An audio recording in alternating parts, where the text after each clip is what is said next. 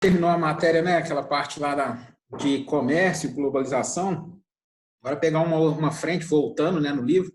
Pegar Acabou não, meu Deus. Hã? Acabou não. Acabou, não? Você acabou no terceiro ano e faltava o comércio do Brasil ainda e BRICS. Ah, não, tá. Mas a questão eu cheguei a falar do BRICS, não falei, não? Eu mostrei uma Não, relação com Rússia, Índia, mostrei. eu acho que não. Mas também foi Hã? só no terceiro. Também foi só no terceiro. Então, deixa eu pegar aqui. Aqui eu achei. Mais.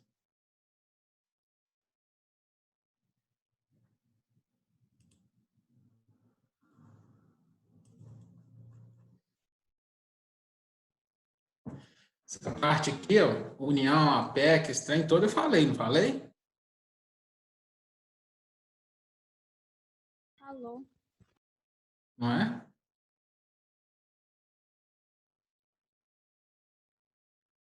Isso aqui tudo, não é isso?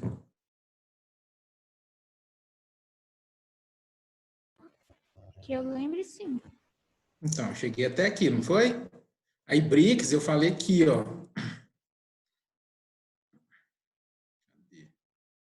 Aqui, ó. Olha o BRICS aqui, ó. Tá? Que eu comentei com a relação de exportação. Tá? Tranquilo? Eu acabei sim. Então, vamos lá para a organização do espaço urbano. Muito complexo aí.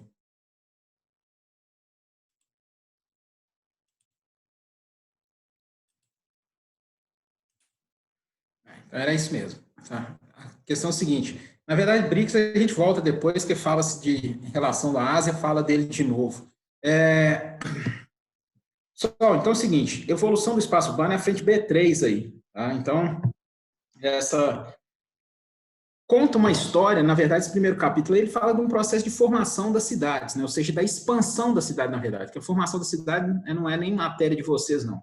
Mas o princípio, né, como foi formando toda a estrutura das cidades. Então, a partir disso aí, né, o que a gente tem? Primeiro, quando você pensa numa área urbanizada ou evolução de um espaço urbano, a grande característica de falar urbanização é o fator de você ter concentração populacional. Funciona sempre uma cidade como um polo de atração, onde predominam sempre as atividades da indústria e serviços e comércio.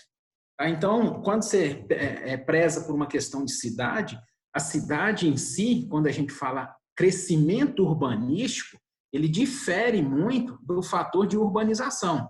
Então, quando a gente fala que a urbanização ela está diretamente, sim, né, ligada à evolução do espaço urbano. Agora, para que você comente especificamente de urbanização, passou por vários critérios históricos.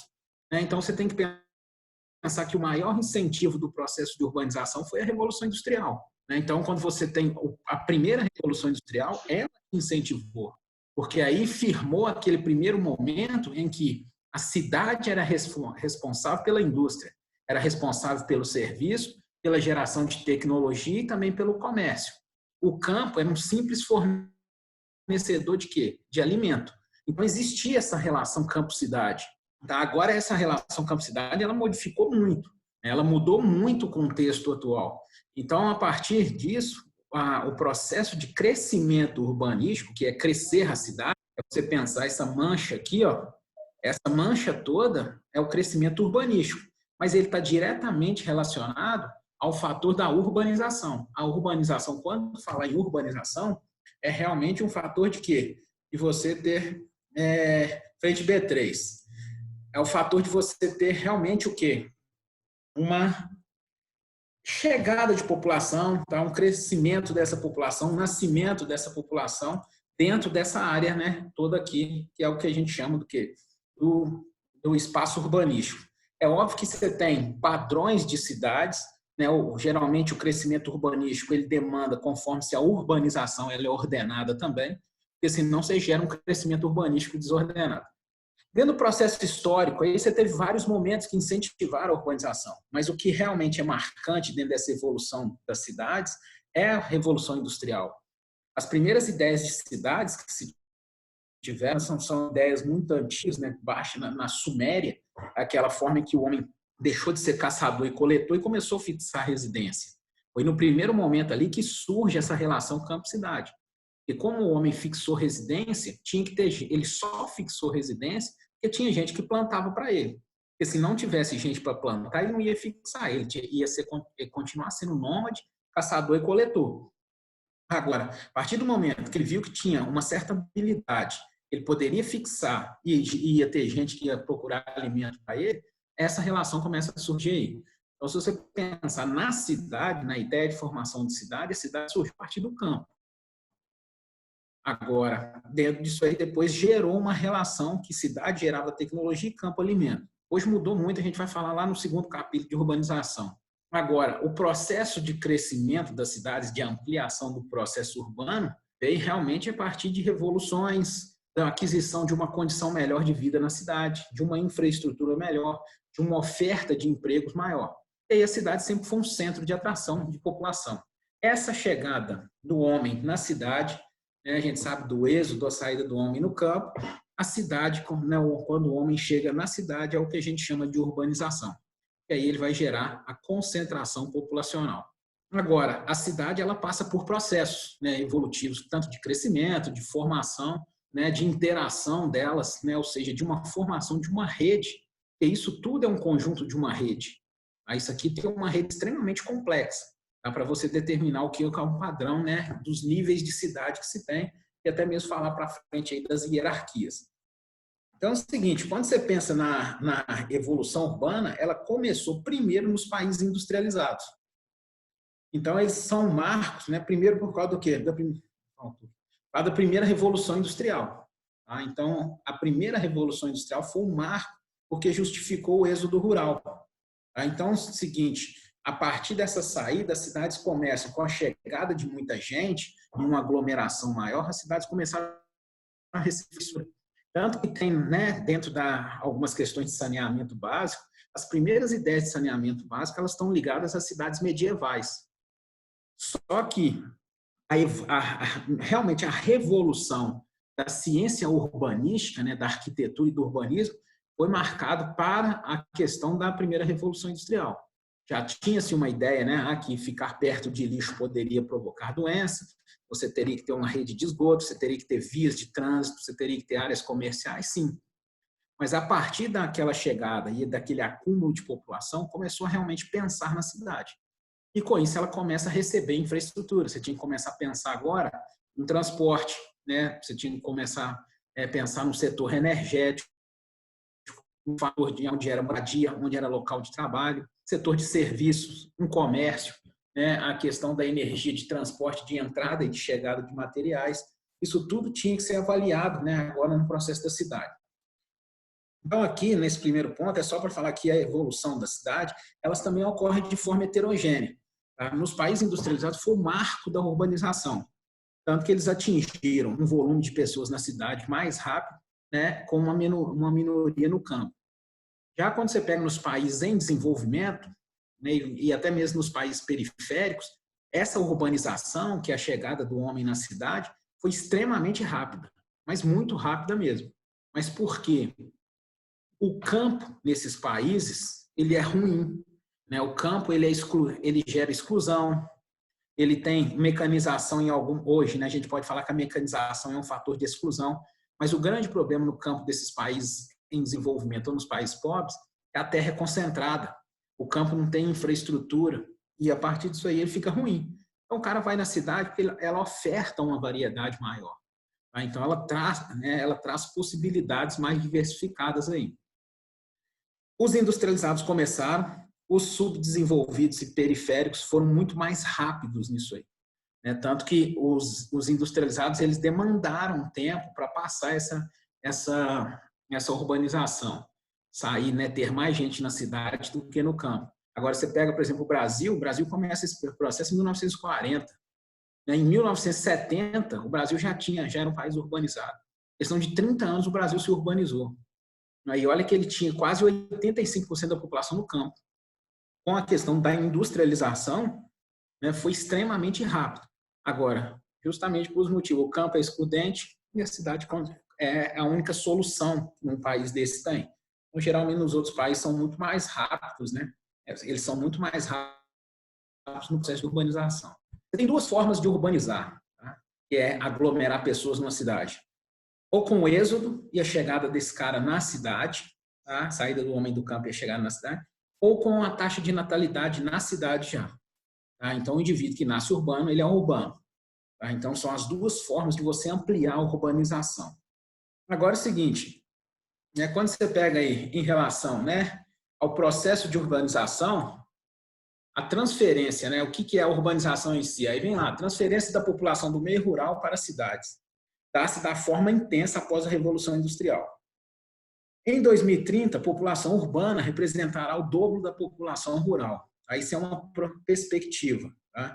Tem alguns países que estão fazendo o inverso, mas aí são países restritos. Um exemplo é a Inglaterra. Ela está fazendo o caminho de volta da Revolução Industrial. Ela está trazendo a indústria para o campo. Tá? Então, tem gente saindo da cidade vindo para o campo. Aí vem cá, essa mudança revela um impressionante processo de concentração da população em grandes aglomerações. Traduzindo, a urbanização é o processo em que você vai ter mais pessoas no meio urbano do que no meio rural. Então, vai ter muito mais gente aglomerada em cidade do que no campo. Tá? Isso aí é urbanização. Crescimento urbanístico, tá? É o crescimento físico da cidade. É o crescimento da infraestrutura da cidade, o inchaço da cidade. A cidade incha pelo volume de população, número de ruas, número de bairros, crescimento que seja de áreas central, área periférica, subperiférica, isso tudo é uma característica do crescimento urbanístico. E urbanização, tá? A transferência da população para a cidade aí. Agora é o seguinte, toda a taxa de evolução, ela é extremamente, né, ela variou muito, né, dentro assim, do mundo inteiro. Tá? Então, a tendência, quando você pega hoje numa avaliação, é que a taxa de população urbana ela tem um pico de elevação muito grande, enquanto a do campo ela tende o quê? A realmente a ter uma estabilização. Em alguns países, ela tende até um declínio. Tá? Então, é o seguinte, a população urbana ela tem aumentado muito, isso aí eu estou falando especificamente no contexto global, a partir de 2008 tem uma intensificação muito grande. Muito porque, o que aconteceu em 2008? Teve uma crise, então piorou a situação do campo. Então, a partir de 2008, teve um acentuamento, assim, acentuou-se demais a relação da população urbana. Então, com isso, porque a cidade se tornou mais atrativa ainda, porque o campo já não recebia investimento. Com a crise de 2008, mais ainda o campo ficou excluído. Então, com isso, acelerou mais ainda o processo de quê? De urbanização. Então, hoje, o mundo, né, a maioria dos países, grande maioria, ele tem população urbana, são considerados países urbanizados. Chegar lá em população, em urbanização brasileira, a gente vai falar muito que tem alguns detalhes em relação ao Brasil. Fala-se que o Brasil tem 80% da população na cidade. É muito discutível isso aí, tá? É muito discutível. Agora, você tem países também que são países agrícolas. A China é um país agrícola. A China ela tem grande parte da população no campo.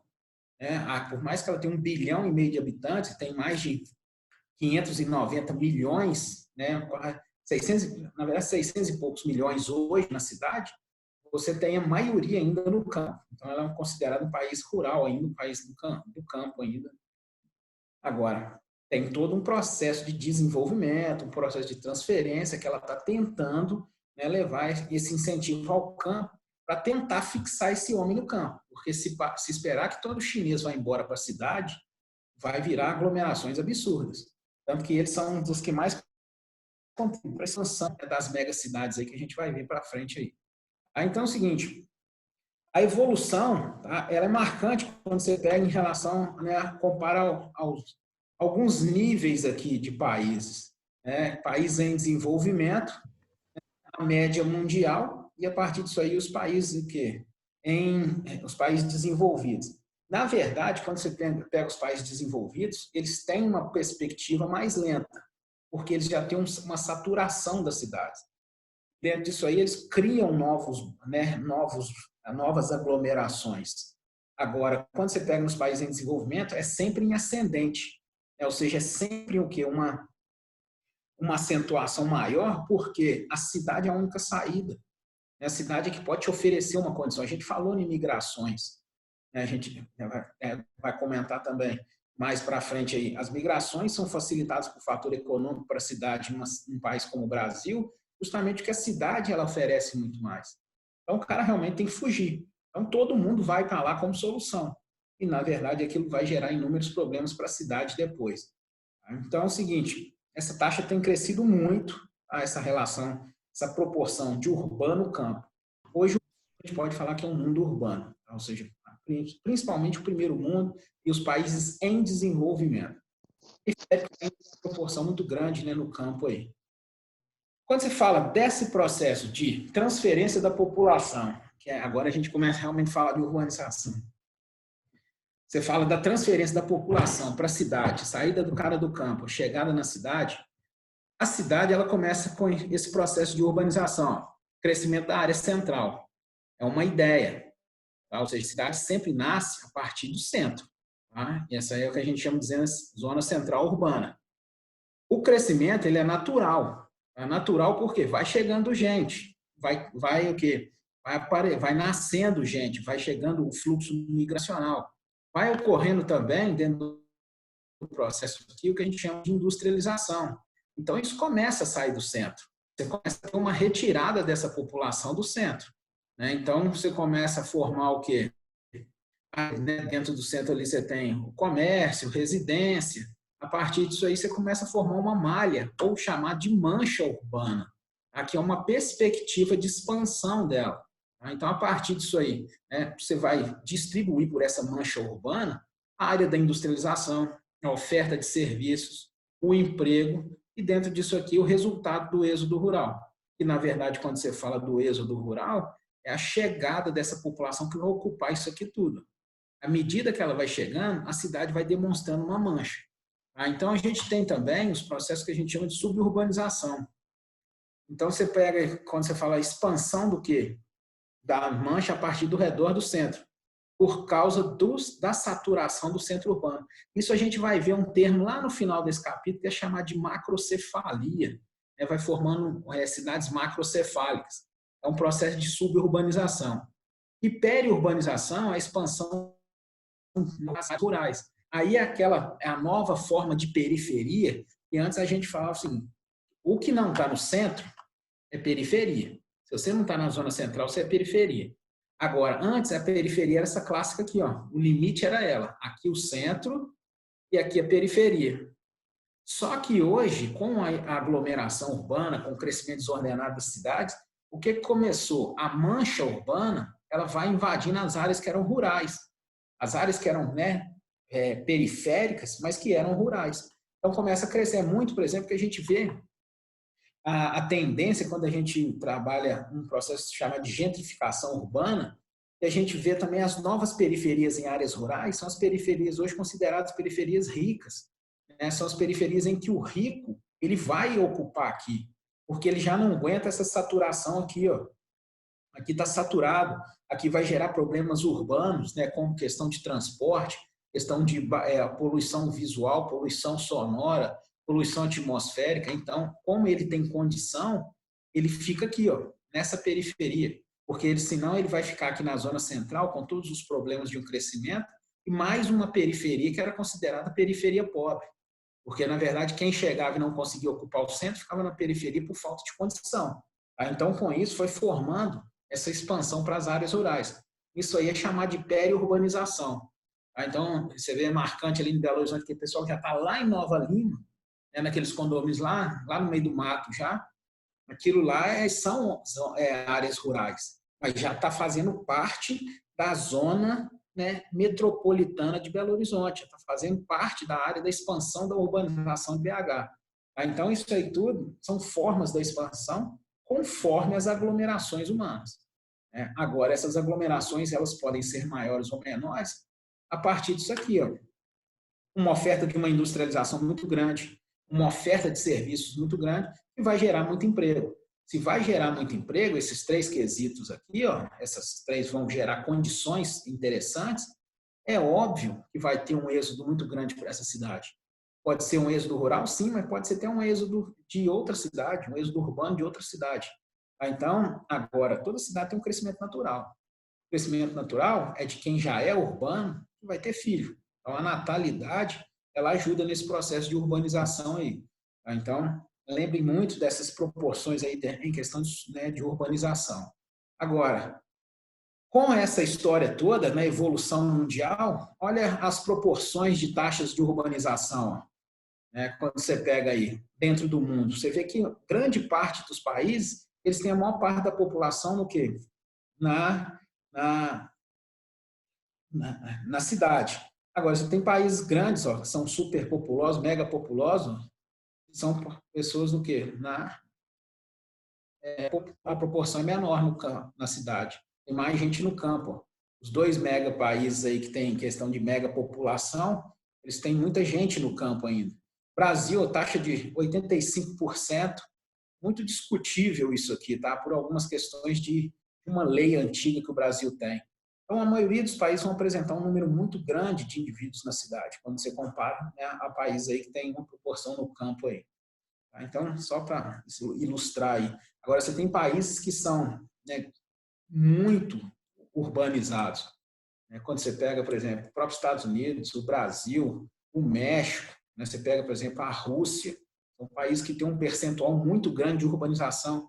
Tem países como a Bélgica, por exemplo, que tem uma das maiores proporções de urbanização, né? Superior a 80%.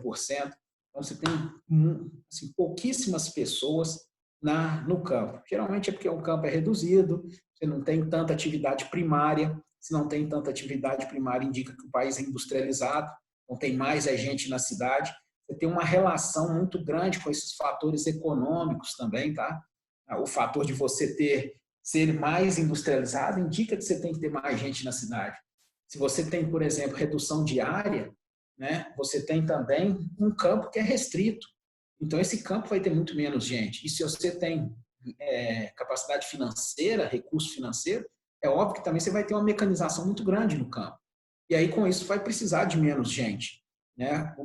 Agora, tem uma diferença também, quando você fala uma proporção dessa aqui, ó, dos Estados Unidos, uma relação daqui, ó, a Nigéria, que tem quase 50%, está meio a meio ali, ó, está transitando com um país urbanizado. Agora, a Nigéria não tem nada, né? Ou seja, ela não tem, ela enfrenta problemas gravíssimos no campo, ela tem cidades totalmente macrocefálicas, mas ela é rica em questão do petróleo. Então, aonde se tem uma cidade que trabalha com petróleo, aí todo mundo está lá. Então, na verdade, não tem. Então, isso aí é um fator relevante, né, que tem em relação a essa distribuição populacional aí. Agora, toda cidade, dessa expansão que a gente falou do processo de urbanização, e vem pelos momentos, né, das industrializações, da disseminação da indústria, da mudança do eixo, né, industrial dos países, isso tudo favorece essa expansão e a chegada do homem e o homem fixando na cidade. As cidades, elas têm características para a formação delas. Elas têm que apresentar realmente condições no momento da construção, aonde que ela vai ocupar. Ela tem sempre uma situação, né? O que levou aquela cidade a aparecer? Qual o fator, né, que levou aquela cidade a aparecer? E as cidades podem ter várias funções. Tá? Então, toda cidade ela tem um sítio, uma situação e uma função. Isso aí é extremamente variado, muito variado conforme as questões de relevo, as questões comerciais, questões vinculadas à cultura, etnia, religião, isso tudo varia muito as questões do sítio, situação e função. Quando você fala de sítio urbano, é a base física da cidade, é a topografia do relevo, é a área que ela ocupa. Né? Por exemplo, a gente pode ter um sítio urbano de planície, a planície fluvial do Rio Amazonas, Manaus é um exemplo, a planície da Baixada Santista, que é a planície costeira, Paris é a planície do Rio Sena. Então, isso aí tudo são exemplos em que ela ocupa, dentro da geografia física, uma área de planície. Você tem cidades de montanha também, né? Quando você pega aí Ouro Preto, Petrópolis, Quito, na Cordilheira dos Andes, aí, é um relevo elevado, né? Você tem cidades também de depressão, né, que estão dentro de uma área, né, afunilada, aí, ou seja, dentro de uma área que tem umas terras periféricas elevadas aí no entorno. Você tem cidades de Planalto, Brasília, Goiânia, Madrid, né, que são exemplos clássicos aí. Então, sítio urbano, ela sempre tem a base física, a estrutura física. Só lembrar, topografia do relevo. Tá? Agora, o seguinte, conforme o sítio permite a ela ter uma expansão maior ou uma expansão menor. E aí as formas de ocupação, elas são dadas muito pela forma do sítio. Então, você pega, por exemplo, por que característico do Rio de Janeiro? Rio de Janeiro é uma cidade que ela está vinculada ao quê? À área de montanha. Aí ela tem a parte praiana, que é baixa, mas ela é toda de montanha. É uma cidade cheia de montanha. Então, o que favoreceu a ocupação e uma ocupação irregular das encostas, isso se torna um problema ambiental. Então, quando você fala em cidades dessa forma, que tem um relevo escarpado, né, pode ser problemático se tiver uma ocupação desordenada. As cidades de planície, por exemplo, elas já podem ter uma ocupação e uma expansão, que é uma expansão mais o quê? Horizontal, e não tanto uma expansão vertical. Você pode crescer em área, ela torna-se uma mancha urbana muito grande, né, extensa, por causa do quê? Por causa da facilidade do relevo. Geralmente, são sítios que são mais fáceis de você ocupar, né, de você ocupar e desenvolver, tanto planície como planalto. Montanha já não é tanto. Tá? São áreas que são mais de difícil acesso, até a infraestrutura para realmente levar, né, a composição da rede urbana dessas cidades, realmente isso aí pode se tornar mais complexo. Isso aí, haja visto se alguém já foi numa cidade de montanha, tem todo um processo aí de urbanização que fica, né, mais difícil, você tem toda uma forma de transporte, você tem que criar uma infraestrutura justamente pelo relevo escarpado, que é um fator limitante aí. Agora, em relação a outra característica que a gente tem, é o sítio, a situação urbana. Então, quando você fala de situação urbana, relaciona-se com os motivos naturais, geográficos ou históricos que influenciam o surgimento da cidade. Então, por exemplo, né, cidades fluviais, um exemplo aqui, Manaus, Montreal, é um fator do rio, então foi, né, uma relação de transporte, sim, pelo rio Amazonas, vinculada a alguns momentos do extrativismo, mas também um fator relacionado à defesa. Tá? É um fator histórico. Manaus também foi uma cidade de defesa. Era uma forma de proteger todo o trânsito que se tinha das embarcações na região do Amazonas. Tá? Então, Manaus, além de ser um ponto, né, por uma origem fluvial, né, por uma questão vinculada ao comércio, por causa de ser ligada por o maior rio do mundo, né, isso aí facilita, né, demais o processo da instalação da cidade nesse contexto histórico, nesse contexto natural. Montreal da mesma forma, tá? Então tem muito vínculo ali com os grandes lagos e a região, né, em relação ao que, né, transporte e exportação canadense. Paris, né, todo o processo aí durante muito tempo da indústria parisiense, do subúrbio parisiense, saiu pelo Sena, né? A navegação interna dentro da própria cidade, interna na cidade de Paris, ela é marcante até nas questões turísticas, até mesmo na forma de transporte aí. Cidades litorâneas, né, que surgiram aí por causa de uma questão natural do litoral, né? Ou seja, aí realmente na beira da praia ali, contexto de uma ocupação pode ter tido uma finalidade, né? Então tem muito, por exemplo, ser uma zona portuária. Então são cidades que são portuárias. Nova York tem uma história muito interessante. Era o porto de chegada dos imigrantes, onde surgem as primeiras ideias de indústria e de comércio assim, que intensificou nos Estados Unidos, né? Ou seja, que ampliou o setor produtivo no Nordeste americano ali. O Rio de Janeiro, da mesma forma, era uma área portuária, era uma região de entrada e saída, foi capital do Brasil durante muito tempo, mas a condição natural era litorânea, condição histórica, né? Condição de ter sido capital aqui do principal porto, né? Era chamado, né, próxima região da Nova Inglaterra, era a região que chegava, né, os migrantes provenientes, né, do Reino Unido. Pode surgir por esses motivos o entroncamento de rodovia. Belo Horizonte BR-040, Fernão Dias, né? Então, o entroncamento de duas rodovias importantes, e tem conexões muito importantes, ali começa a surgir um centro de referência. Tem que ter para dar suporte àquele trânsito todo, né? E fica fácil também para que o comércio se instale ali, já que é um entroncamento, é interessante que fique o quê? É muita gente ali, na verdade, muita gente, por quê? A indústria vai ficando mais próxima, né? Eu falo, aqui eu tenho uma facilidade de pegar Fernão Dias, então eu vou implantar em Belo Horizonte, com aquilo ali eu vou atrair pessoas, a cidade vai crescendo. Então, isso é o que a gente chama de cidades com situação de entroncamento rodoviário.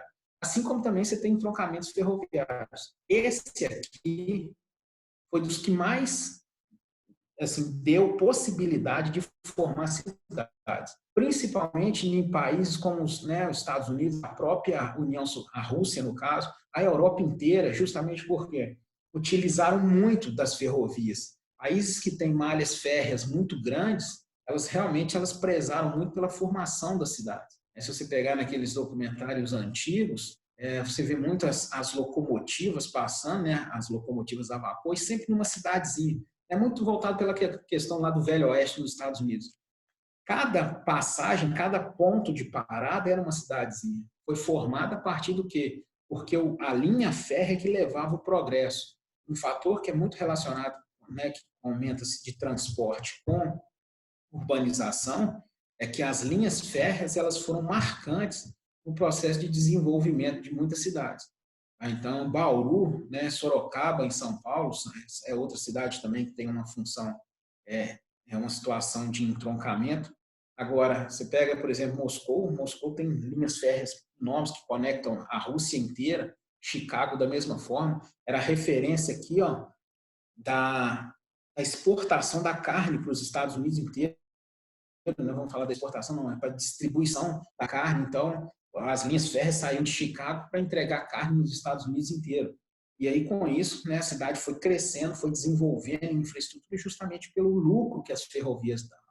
Então, isso aí foi um dos fatores marcantes para essas, né, situações de cidades aí.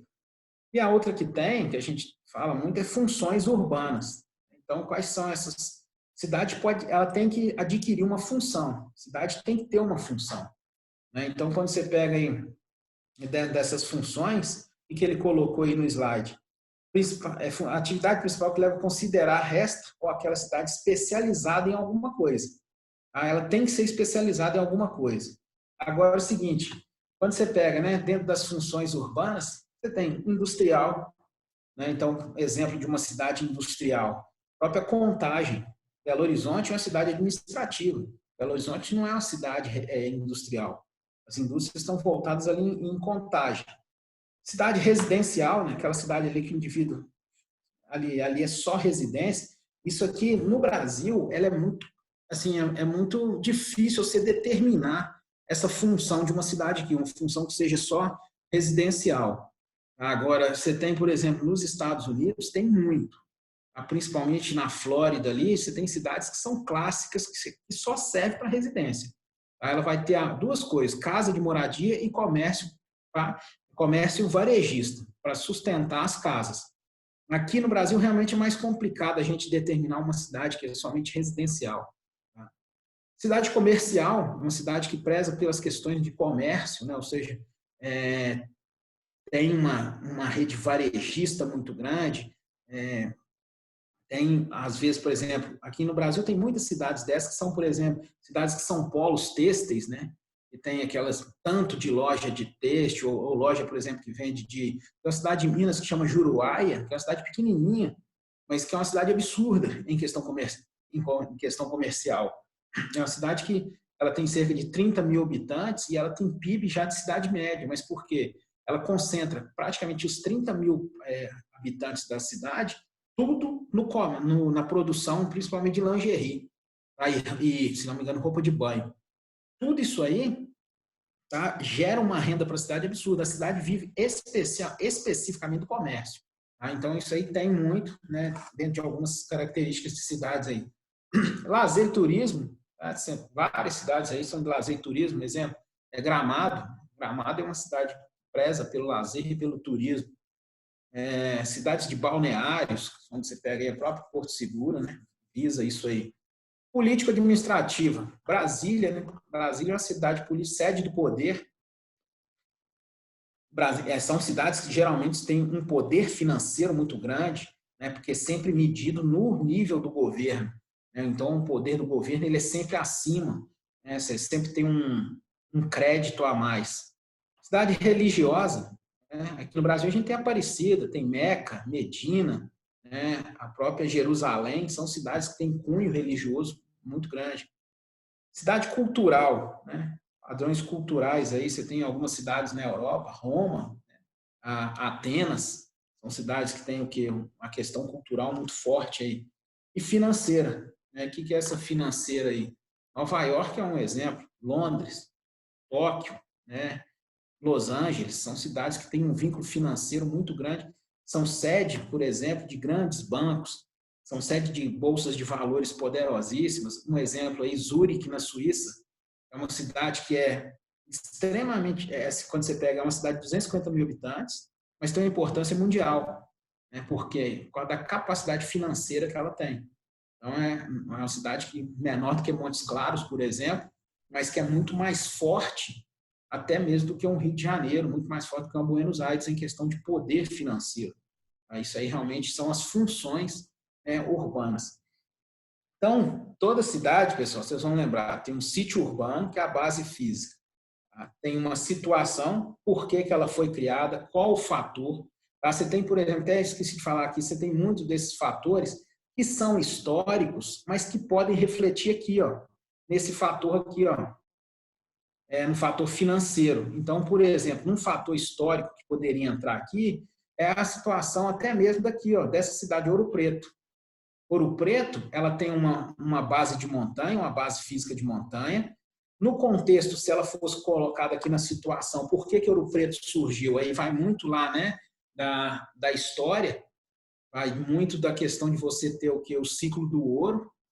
Agora, dentro do ciclo do ouro, né, quando você pega Ouro Preto, qual a função seria de Ouro Preto? Ela surgiu por um fator histórico, que era o ciclo, mas era um fator financeiro também, era um fator de economia. Agora já não é. Né, no momento atual de Ouro Preto, ela já seria uma cidade que tem um vínculo de turismo. Ela seria uma cidade de turismo. Você tem cidades também que tem outras funções também, tá? Que, na verdade, não são só essas, são várias funções. Tem função, por exemplo, de cidade universitária. Você tem cidade universitária. Um exemplo que eu posso citar é Diamantina. Diamantina hoje é uma cidade que vive exclusivamente da universidade. Ela não tem outra função. Ela tem a função somente de sediar uma universidade. Agora, Ouro Preto, além do lazer e turismo, ela tem uma universidade. Tá? O pessoal até fala que Diamantina tem turismo, não sei onde eles estão vendo isso não, mas eles falam que tem. Agora, o seguinte, a questão da universidade realmente é real. Então, essas funções, elas podem variar, tá, por contextos históricos também. Elas, às vezes, podem fundir, mas, né, cuidado para vocês não confundirem também, tá? Essas questões aí de funções aí. Agora, pessoal, toda cidade, aí a gente chega na parte que é mais complexa, tá, da urbanização. Cidade é muito complexo. Você falar o que é uma cidade, realmente é um negócio difícil demais. Você pode virar e falar assim, mas o que é uma cidade? É o lugar onde que é a sede do serviço, onde você tem a sede dos órgãos governamentais, onde você tem pavimentação, você tem uma estrutura, né, de alvenaria, ou seja, um crescimento urbanístico. Você tem um número maior de relações, porque você tem menos relação familiar e muito mais relação extrafamiliar. Você tem pouca gente de sua família que vive ali do ladinho seu, igual é no campo. No campo, às vezes, você tem todo mundo ali, todo mundo conhece todo mundo. Você vai vendo isso, as redes, em relação às cidades pequenas. A cidade pequena, todo mundo sabe de sua vida. Todo mundo dá notícia de sua vida e todo mundo comenta de sua vida. Quando você vai para uma cidade grande, ninguém quer saber de sua vida. Às vezes, você tem um vizinho que você não sabe nem o nome dele. Você mora no prédio, vizinho de porta seu, entra no mesmo elevador e aí todo mundo fica em silêncio. Você não sabe nem o nome do seu vizinho, porque, na verdade, ele também não quer saber o seu e nem o seu quer saber o dele. Agora, em cidade pequena, você vai vendo que as relações são muito mais próximas, aí fulano chega depois da meia-noite, sabe até o horário que chegou, né? Sabe com quem que estava, o que estava fazendo, se era coisa certa, se era coisa errada. Cidade pequena é dessa forma. né? Todo mundo dá notícia de alguma coisa. Isso está relacionado tudo à rede urbana, tudo. Então tem um desenhozinho que mostra tudo que você faça numa cidade, tudo que tenha numa cidade, é chamado de rede urbana. Quanto maior for o processo de urbanização, mais complexa é a rede urbana. A quanto for menor o processo de urbanização, a rede urbana se torna menos complexa. Então, por exemplo, se vocês compararem aí, pessoal aí de Capeli, né, a complexidade da rede urbana daí com a rede de São Paulo, vai ver que São Paulo é muito mais complexo, né? Você vê muito mais pessoas em São Paulo, você não sabe, assim, quase 100% você não sabe quem que é, você, tem gente que você nunca mais vai ver. Após que aí você vê as mesmas pessoas, você vai ver gente diferente, sim, mas sempre você vai estar encontrando, vendo as mesmas, algumas outras pessoas que são daí sempre. Já nos grandes centros, essa rede ela se dilui, né? Então ela amplia muito e com isso você tem uma rede muito mais complexa. Então, quando você pega, né, ela tem várias questões. Ela tem, no momento que você fala da rede urbana, você pode pensar o fluxo de pessoas, tá, que tem numa cidade, o fluxo de transporte, tá, o fluxo de serviços que se tem, a infraestrutura da cidade, você tem que pensar na rede energética para isso aqui tudo, você tem que pensar na rede de energia para o sistema de transporte, o tanto de pessoa que entra na cidade, o tanto de pessoa que sai da cidade, o tanto de mercadoria que entra na cidade, o tanto de mercadoria que sai dessa cidade, o que você pensa de fluxos informacionais, redes de internet, o que você está conectado, se você está integrado com outra cidade ou não. Então, isso tudo aí são formas de redes urbanas. Essas redes, elas tendem a se tornar mais complexas à medida em que essa cidade se torna maior. Então, você vai criando estruturas dentro dessa rede e vão proporcionando um gráfico cada vez mais complexo, um gráfico tridimensional cada vez mais complexo. Então, se você pegar aqui, originada sim a partir da urbanização, lembre aí, quanto maior a urbanização, maior vai ser a rede, mais complexa vai ser a rede. Você vai ter um número de relações muito maior. Os sistemas têm que ser integrados às cidades, então você tem que ter uma integração, você não pode ser uma cidade isolada, você tem que ter integração. Então, por exemplo, conta muito, por exemplo, cidades que têm conexões de transporte, né? Então, por exemplo, você pega uma São Paulo da vida, olha o tanto de conexão, por exemplo, aérea que São Paulo tem. Olha o tanto de conexão aérea, tanto nacional como internacional. Aí você vai ali, conexão de ônibus também. Olha o tanto de rodovia que chega em São Paulo e que sai de São Paulo. Então, isso tudo aí vai mostrando a rede urbana de São Paulo. É muito mais integrado. Agora, quando você pensa nessa formação dessas redes maiores, que vai ampliando essas redes de cidade, você vai formando um quesito de hierarquia, justamente porque você tem uma complexidade maior. Então, quem apresenta um maior grau de infraestrutura, uma maior rede urbana, apresenta uma hierarquia. Então, você tem dentro disso aí, dentro dessas hierarquias, as redes menores, que são de cidades muito pequenas, né, extremamente pequenas, que leva até um caráter que a gente chama aí que o IBGE chama de vila, até cidades gigantescas, né, igual está no slide aí. São cidades que realmente são cidades que apresentam uma mancha urbana enorme, um aglomerado populacional monstruoso. Então, isso aí você imagina o que é uma rede urbana, por exemplo, de uma cidade igual Nova York. O tanto de infraestrutura que tem, o tanto de setor de serviços, o tanto de fluxos de pessoas, de mercadorias, de energia, de informação que tem uma cidade daquela lá. Então, dentro dessa rede urbana, você tem que criar um gráfico mais ou menos assim, ó, tá? A estrutura de um gráfico de rede urbana é isso aqui, ó. Uma forma tridimensional que você vai aumentando as linhas de conexão. Tá? Então, isso aí você tem todo um gráfico que é extremamente complexo. Você vai aumentando a partir que você vai tendo a importância da cidade. Ó. Quando você chega numa metrópole, olha o tanto de conexões que ela tem. Ó. Ela conecta tudo aí. A partir do quê? De uma metrópole, né, de uma capital regional, você vai ver que é restrito. Ó. A partir de uma metrópole nacional, você tem uma conexão muito maior, você tem uma integração muito maior. Isso permite, por exemplo, você avaliar tanto o gráfico da complexidade, que é da hierarquia de São Paulo.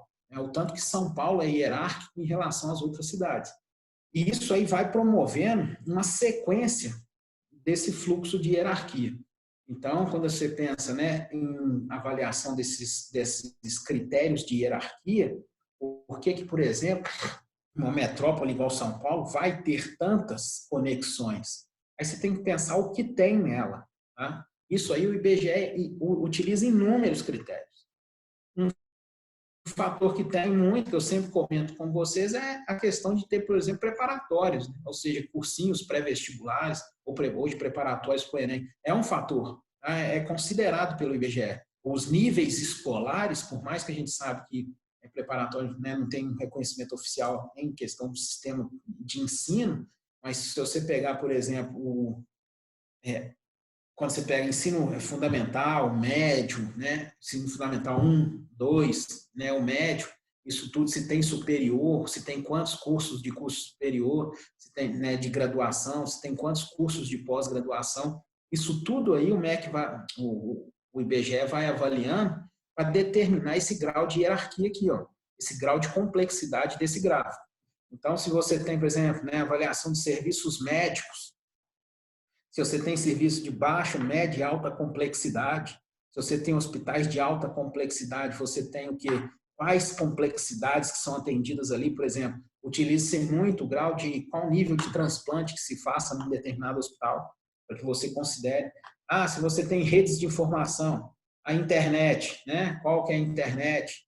Aí vai dar todos os dados. Se a gente tem discada ainda, que a gente está nessa era ainda, acho que nós todos se tem cabeamento óptico, se tem realmente o satélite, isso tudo aí, né, é levado em consideração.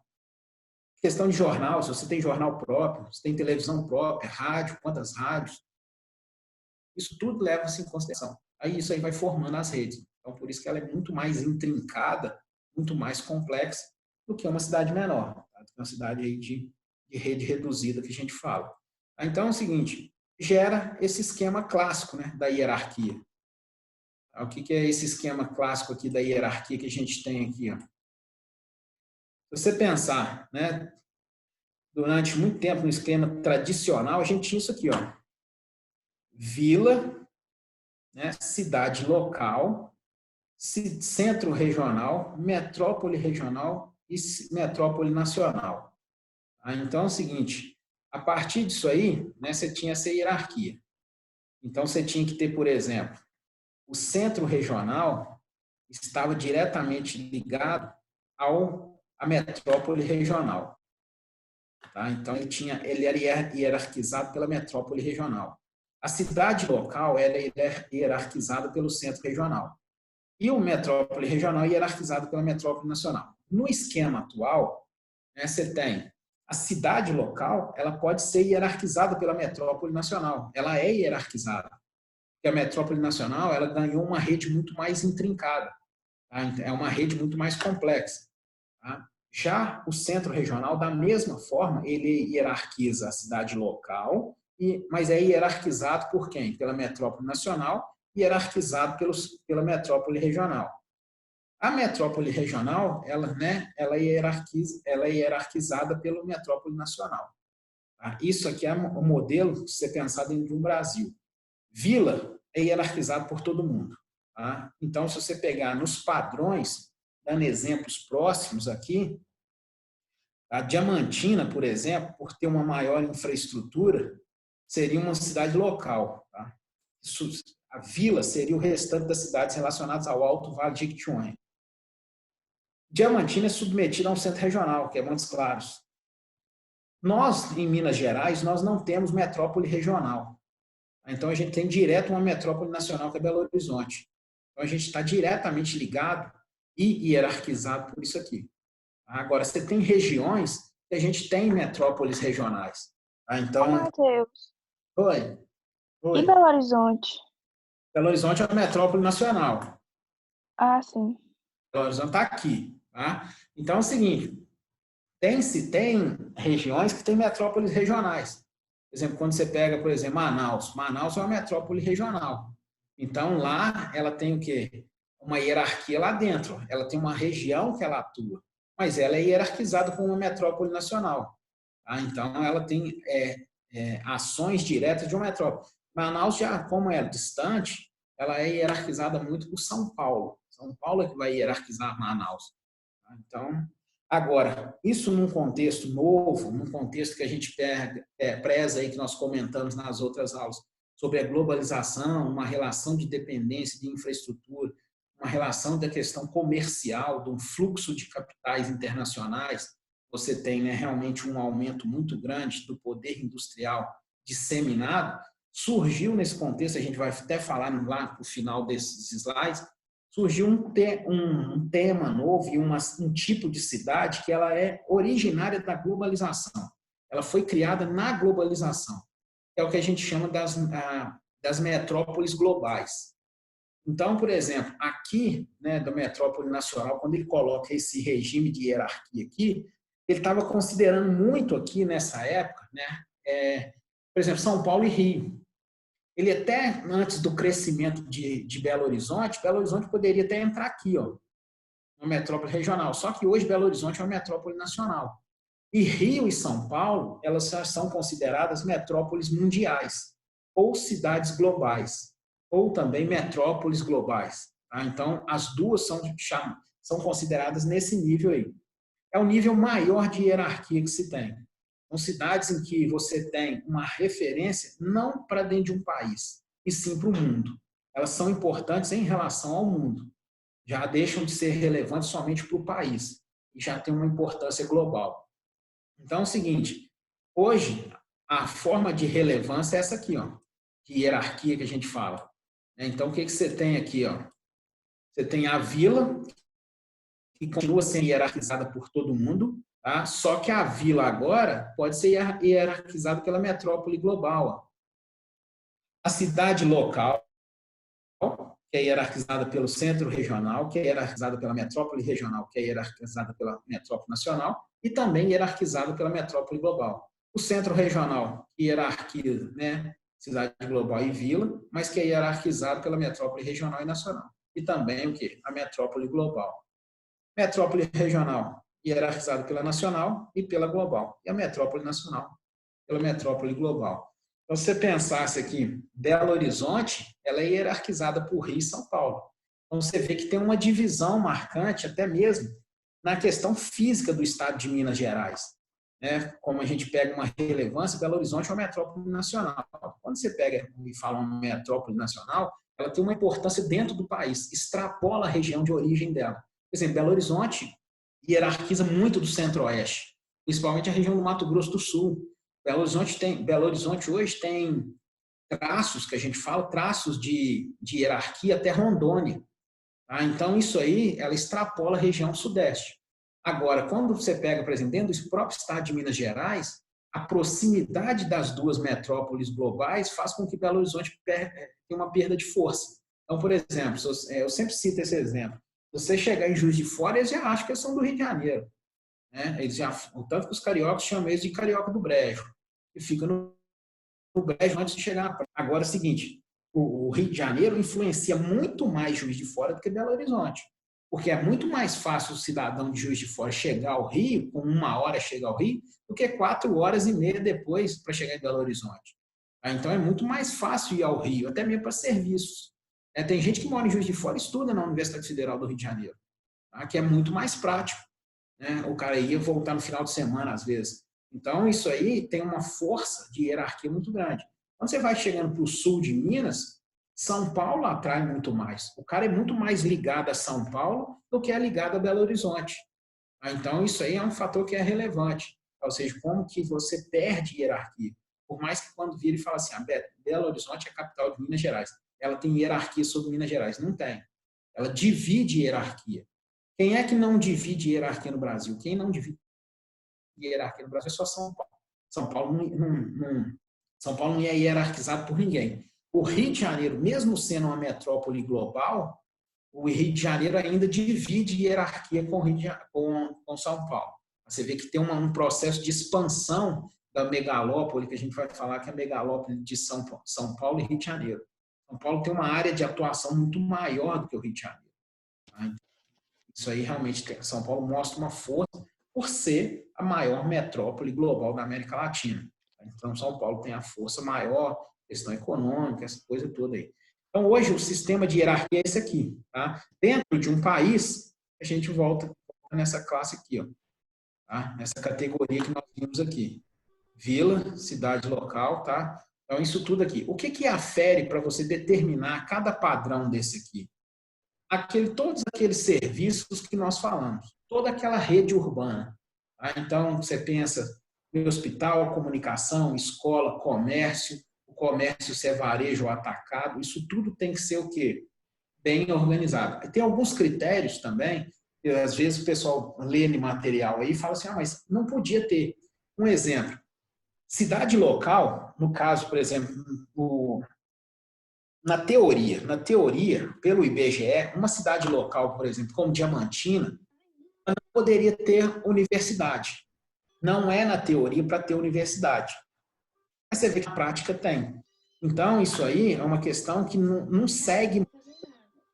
Tá? Então, por exemplo, não poderia ter universidade, numa cidade local, poderia chegar até o quê? Até o ensino superior, desde que fosse aqueles ensinos superiores via EAD. Tá? Não poderia ter um campus de universidade mesmo com cursos de pós-graduação. Diamantina tem um campus com graduação e pós-graduação. Então, isso aqui não é característico, né, disso. Além disso, quando você pega um centro regional, ele já teria que ter universidade. Tá? Só que ele não poderia ter também parque industrial amplo. Ele teria que ter um parque industrial, mas não pode ser amplo nem muito diversificado. Ele teria que ter um começo de um parque industrial. Só se pensar em Montes Claros, ele tem um setor industrial muito forte. A própria Sete Lagoas, que é outro centro regional, tem um parque industrial fantástico. Então, na prática, isso não funciona, não. Outro detalhe que se fala muito de centro regional, ele tem uma importância em uma região limitada dentro do estado. Ele não extrapola, né, quando você pensa no centro regional, ele não extrapola os limites do estado. Montes Claros, por exemplo, ele hierarquiza o sul da Bahia. Tá? Ele consegue o que hierarquizar. Então, a partir disso aí, né, você tem na teoria uma coisa, na prática é outra. Agora, nesse contexto aqui, é óbvio que se São Paulo é a maior do Brasil, tem gente que hierarquiza São Paulo. Quem é que vai hierarquizar São Paulo no mundo? Nova York, Londres e Tóquio. São os 3 eixos mundiais. São os 3 grandes eixos que promovem, sim, né, essa mudança aí, essa alteração nessa hierarquia. Que consegue realmente hierarquizar São Paulo são esses 3 eixos aí. Quem hierarquiza Nova York? Aí não tem. Aí já não existe uma cidade que seja mais poderosa em questão de rede do que Nova York, Londres e Tóquio. As 3 vão ficar assim, as 3 estão no mesmo status, mas dentro disso aí, né, capaz de Nova York ainda hierarquizar Londres e Tóquio e não ser hierarquizada por ninguém. Então é o seguinte, isso aqui são o que nós chamamos de hierarquia urbana ou redes urbanas, tá? Quando você pensa nessa hierarquia, é muito dessa questão aqui, ó.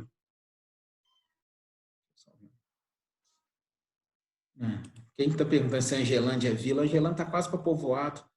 Então é o seguinte, você pega aí, por exemplo, né, quando tem, né, centro regional, influência de cidades menores. Né? E tem um exemplo Caxias do Sul aqui, capital regional. Aqui tem um detalhe. Ó. Aqui Florianópolis hoje, capital, né, de Santa Catarina, ela tem até um status diferente. É igualzinho Vitória. Vitória no Espírito Santo, eles são considerados hoje até um título novo. Eles não podem ser centro regional, tá? Mas eles são considerados centros administrativos regionais, porque eles são cidades que seriam para ser um centro regional, não são cidades grandes, não são metrópoles, nem Vitória nem Florianópolis não são metrópoles, mas eles têm o poder de ser capital de um estado. Então, eles são centros administrativos. Tá? Então, você pega aí, né, capital regional, né, serve igual Florianópolis, hoje são chamados de centros administrativos regionais. Metrópole regional, não, são influência das cidades menores na região de origem dela. A metrópole nacional influencia em todo o território nacional. Aqui era a época que era considerado São Paulo, Rio de Janeiro, como o quê? Capital, né? Nacional. Porto Alegre e Salvador. Você pega aí, influência mundial, não só no seu país, mas global, né? Aqui, nesse momento, quando esse slide foi feito, possivelmente Rio de Janeiro não tinha recebido esse status. Então, essa parte aqui, né, o que o pesquisador colocou como sendo uma hierarquia urbana, Nova York só e São Paulo. Só que o Rio de Janeiro hoje é considerado uma cidade global. Então, é sempre o seguinte, vila é hierarquizado por todo mundo aí que nós comentamos. Tá? Todas as cidades, aí eles me perguntaram brincando, eu falei que parecia povoado, mas não é não. Toda cidade que foi hierarquizada nesse contexto do Alto Jequitinhonha, por Diamantina, é considerado vila. Tá? Então, na verdade, Diamantina recebe o status de cidade local. Aí, a partir disso aí, as outras são vilas. Isso aí é só a denominação técnica, tá? É questão de avaliar o que se tem. Deixa eu ver aqui, estou perguntando. Você acha que Beijing vai hierarquizar Nova York? Não. Falta muito ainda. Muito para isso acontecer.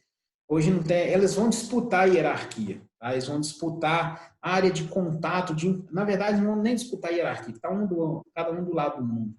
Mas elas vão disputar a importância econômica. Isso aí, com certeza.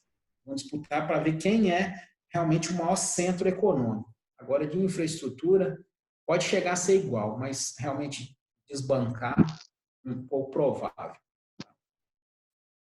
Agora, a mancha de urbanização e hierarquização é essa aqui, ó. Essas é que a gente fala que são os traços de hierarquia. Então, quando você pega os traços de hierarquia, né, olha a ação, por exemplo, que São Paulo tem. Então, quando você pega São Paulo atinge o Brasil inteiro. Então, você tem aqui Curitiba, tem uma ação interessante, ó, extrapola um pouco as áreas. Belo Horizonte também extrapola para a região Nordeste aqui, ó. Rio de Janeiro, né, extrapola e tem eixos de atuação até no Acre, para você ver quando você avalia Rio de Janeiro. Salvador, da mesma forma, né, extrapola para outros estados. Aqui você tem estado, aqui na verdade, quando esse emaranhado aqui, na verdade, quem tem poder aqui é Recife. Tá? Recife realmente tem poder aqui, Fortaleza. No restante você não tem tanta relevância. E Brasília, que tem um poder, né, dentro da região central ali, que extrapola para os estados vizinhos aí também. Porto Alegre, tá? Tem uma relevância também. Aí vem uma questão interessante. Porto Alegre, às vezes, ela tem, por ser uma cidade limítrofe, ela tem importância até em outro país. Ó. Ela extrapola a região do país. Então, cidades muito pertinhos, né, como cidades, né, do Uruguai, por exemplo, são cidades, outras cidades de fronteira, por exemplo, tem, deixa eu ver, lembrar um nome aqui, Medianeira, não é... tem uma cidade de Uruguai, agora eu não lembro o nome, não. Tem uma cidade de Uruguai que ela vive exclusivamente do Brasil. Ela é só atravessar a rua. Então, a importância das regiões, né, limítrofes tem essa também. Agora é o seguinte, esse processo de fronteiras, quando você falar de cidades gêmeas, tá? Cidades gêmeas são cidades que têm o quê? Divisa aqui, ó. Se apresentam a fronteira dividindo. Tá? Isso aí são cidades gêmeas. Cidades irmãs é uma denominação política, tá? Isso aí não tem tanta relevância, não, aqui nesse momento. Então, lembrem só desse mapa, tá? Ou seja, São Paulo não divide hierarquia, Rio de Janeiro tem um eixo de hierarquização muito grande, tá? E fica aí dividido entre as capitais. Agora, se você fizer isso no traçado entre a América Latina, não é o que importa aqui para a gente, você vai ver que São Paulo extrapola aqui, ó. São Paulo vai hierarquizar muito desses países vizinhos aqui, ó. Então, tem uma relevância por causa do poder financeiro de São Paulo. Então, é o seguinte, para a gente falar das aglomerações urbanas, se a gente falou de hierarquia, a gente tem que pensar nas aglomerações, porque as redes urbanas, elas só vão crescendo a partir do momento em que você tem aglomeração. Cada vez mais que você tiver aglomeração, mais você vai, né, tornando complexa o quê? Essas redes urbanas. Tá? Você vai realmente tornando elas mais intricadas, né? Dentro disso aí, né? Com condições que você tenha infraestrutura mais diversificada, infraestrutura mais ampla, isso tudo aí. Então, com essa questão das aglomerações, nós temos alguns conceitos que devem ser realmente o quê? Avaliados e tenham esses conceitos aí na cabeça. Primeiro, né, o que a gente fala de conurbação. O que é uma área conurbada? Né? Isso hoje a gente tem muito nas cidades grandes aí. Você tem a área urbana A. Tá? Então, cidade A, cidade B. Essas áreas, entre as duas, no primeiro momento, elas não são ocupadas. Aí começa um crescimento, tanto de B, tanto de A, como de B. Então, você começa a ter uma amplitude, por exemplo, de áreas periféricas aqui. Ó. Você começa a ampliar isso aqui. Ó.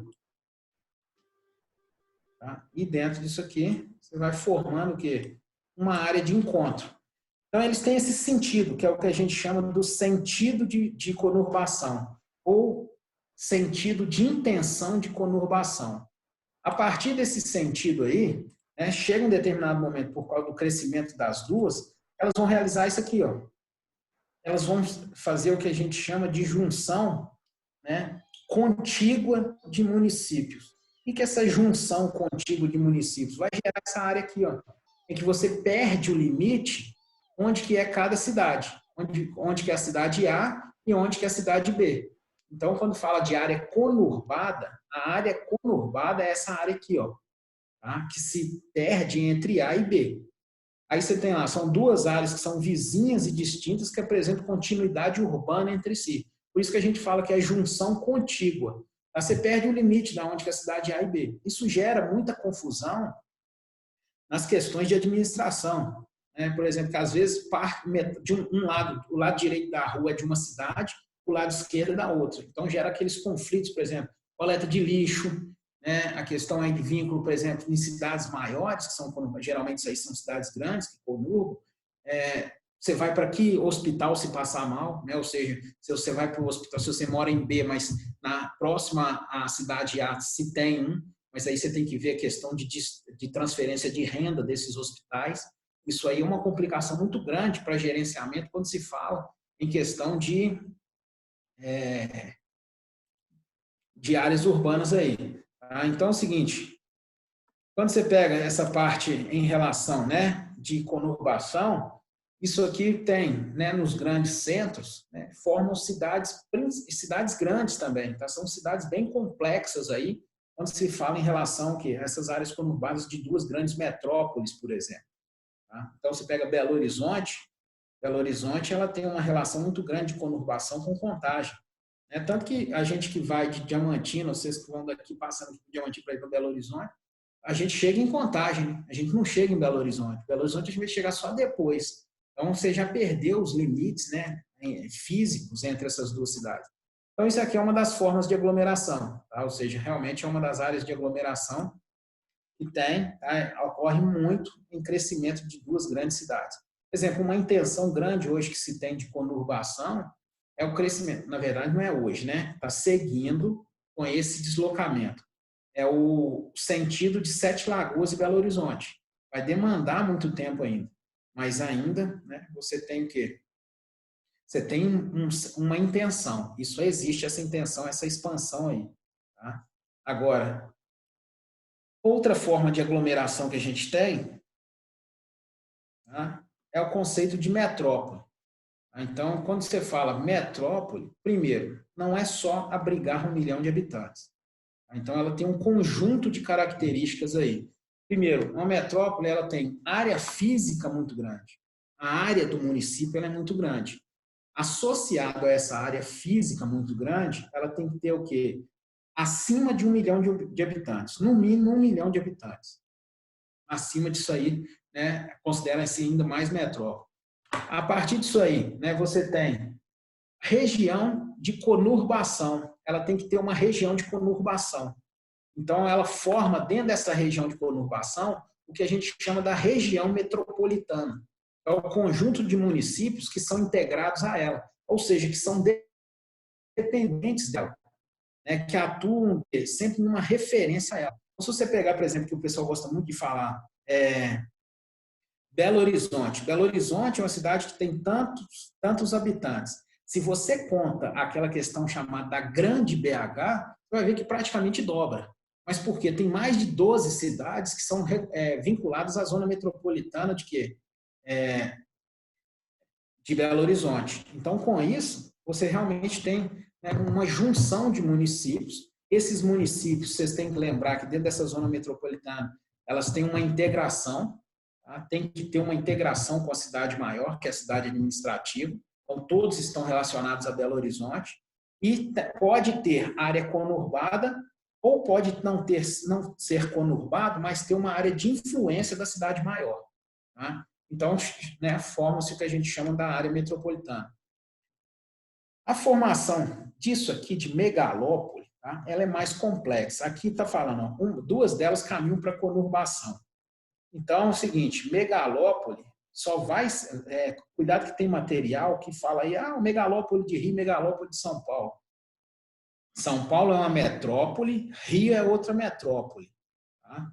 Agora, dentro disso aí, se as duas conurbarem um dia, tem uma intenção. Agora, se as duas conurbarem um dia, aí vai formar megalópole. Porque se não conurbar, Rio continua sendo uma metrópole, São Paulo uma metrópole. Todos duas consideradas uma metrópole mundial. Tá? Então, agora, conurbação de metrópole, aí realmente vai formar megalópole, que a gente vai falar aí. Tá? Então, é o seguinte, quando você pensa nas megalópolis, aí sim você tem que pensar na conurbação de quê? De duas grandes metrópoles.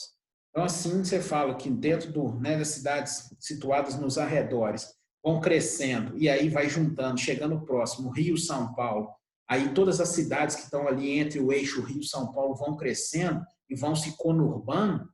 Aí, quando no momento você perde essa junção, onde que é Rio, onde que é São Paulo e as outras cidades, a partir daí você pode falar que formou-se a megalópole. Tá? Então, a megalópole, vocês vão lembrar, que é a junção, tá, de duas grandes metrópoles. Hoje tem um conceito diferente também, tá, que aí é interessante vocês guardarem. Hoje só fala que é megalópole a partir do momento em que você tem a junção de duas metrópoles globais. Tem que ser a junção de duas metrópoles globais para se formar uma megalópole. Então, as duas têm que ter importância, porque elas vão rivalizar, elas vão disputar a hierarquia, por mais que elas vão estar, conurbadas aí. Então, precisa da conurbação de várias cidades, e a diferença, por exemplo, de uma área conurbada de uma megalópole, é que a cidade, às vezes, entre as duas grandes metrópoles, uma cidade que tem ali conurbada, geralmente são cidades de 1 milhão de habitantes, tá? As cidades de 900, 800 mil habitantes são cidades grandes, tá? Mas que perdem a importância por causa do poder financeiro das megalópolis, do poder financeiro das duas metrópoles globais. Tá? Então, você pega aí a primeira megalópole que se teve de formação no mundo, é Boswalsh, e hoje, se você juntar Boswalsh, toda megalópole ela inicia ela é de formação bipolar, ela tem que ter dois polos. Mas você tem megalópolis hoje que são de formação tripolar. Né? Então, quando você pega, por exemplo, Boswalsh, começou com Boston, hoje tem Nova York e vai até a Filadélfia. Então, hoje você abrange mais de 5 estados e se você somar a população de conurbação dessa área, dá mais de 52 milhões de pessoas. Então, como que administra isso? Tem alguns critérios, né, técnicos que se falam, e as megalópolis deveriam ter prefeituras específicas. Tá? Deveria ser um governo único das megalópolis, justamente por essa confusão. Agora, a partir disso aí, né, os Estados Unidos é o país que mais detém megalópolis. Ele tem 3 grandes megalópolis que são extremamente poderosas na questão financeira. Tem a Boswalsh, que foi a primeira a ser formada, né? Tem a SHPETS, que é Chicago e Pittsburgh, que é outra poderosa também, e agora, recente, formou a de San, que vai de São Francisco a San Diego. Essa é tripolar também, tem Los Angeles como a cidade maior, né? A cidade mais poderosa, a cidade mais econômica. Agora, você tem outras, né, megalópolis aí, como a Tokaido, né, que é a megalópole de Tóquio, Kobe, Osaka, Hokkaido, que é extremamente complexa na organização, mas os japoneses vêm conseguindo ter realmente uma solução de gerenciamento dela. mas é enorme, pode chegar a ultrapassar 38 milhões de habitantes, né, a soma das cidades aí. Agora, tem outras que estão em processo de formação de megalópole, tá? Elas estão em processo de expansão. Falar megalópole, né, a próxima que deve se formar é Xangai, Xangai deve se formar, né, tem algumas, né, vinculadas aí, Bombay, na Índia, né, pode ser a próxima também a formar aí. Agora, São Paulo, falar megalópole só no dia que conurbar com o Rio de Janeiro. Lembrem disso aí. Precisa essa conurbação para que ocorra, né, essa fusão aí. Além disso, tá? Olha a intenção aí, ó, quando a gente fala, a intenção de megalópole, tá? Qual que é essa formação aqui? Você tem, ó, todo esse eixo, tá? E a partir desse eixo, todas essas cidades aqui, ó, que você pensar, elas têm que se conurbarem, tá? Elas têm que uma aglutinar com a outra, até chegar entre Rio de Janeiro e São Paulo, fazer um eixo só. Por isso que a gente fala que a intenção é essa, tá? Agora, se vai chegar, aí já é outra coisa. Depende muito do crescimento dessas cidades. Então, isso geralmente aparece alguns eixos, né? Alguns eixos econômicos, formam um eixo econômico importante aqui, ó. E é por isso que estimula esse crescimento dessas cidades, tá? Nesse eixo aí em relação a todo o processo de desenvolvimento urbano. E, né, quando a gente fala lá, né, o que é megalópole na teoria, aí você fala imenso aglomerado urbano contínuo com algumas, né, ou poucas áreas rurais. Na verdade, essas áreas rurais são ideias que se tiveram para evitar o crescimento da megalópole. É chamado de cercamentos. Os governos municipais, o que eles faziam? Eles cercavam determinadas áreas para evitar que ela expandisse de uma forma horizontal, para realmente preservar algumas áreas rurais. Só que isso aí não funcionou muito não, tá? Então, quando ele fala que poucas áreas rurais, o que tem de áreas rurais são cercamentos, mas já estão sendo todos praticamente engolidos, né, pela expansão horizontal. E um fator que é interessante de megalópole, por exemplo, em algumas cidades que são sede e as cidades globais, um exemplo, Nova York, né, quando você pega Nova York, a cidade de Nova York em si, ela já não cresce mais não. Ela não tem como crescer, tá? A não ser que você tenha um processo de verticalização intenso. Mas como hoje tem um combate muito grande, né? Ou um combate, na verdade, não, mas uma política para que não ocorra tanta verticalização em cidades que já foram verticalizadas demais, como é o caso de Nova York, fica realmente a cidade de Nova York, ela não cresce. O que cresce são as cidades associadas a ela. Então, um indivíduo para virar e falar assim, não, eu vou morar em Nova York, você pode ter certeza que você vai morar numa área muito mais periférica, tá? Ou então você vai ter muita grana para comprar um imóvel que já era ocupado. Por isso que gera essa questão também que a gente chama de especulação imobiliária, né? Gera uma especulação imobiliária extremamente poderosa, né? Os preços vão lá em cima justamente por você não ter como crescer mais. A cidade, hoje se pensa, por exemplo, Tóquio, por exemplo, ela já tem o que a gente chama de crescimento do vertical negativo, né? Então, ela vai crescendo para o fundo. Então, não tem nada de verticalizar mais, né, para aéreo, não. É a questão de subsolo. Então, forma-se o quê? As cidades, né, praticamente de subsolo. Tóquio já é muito assim também.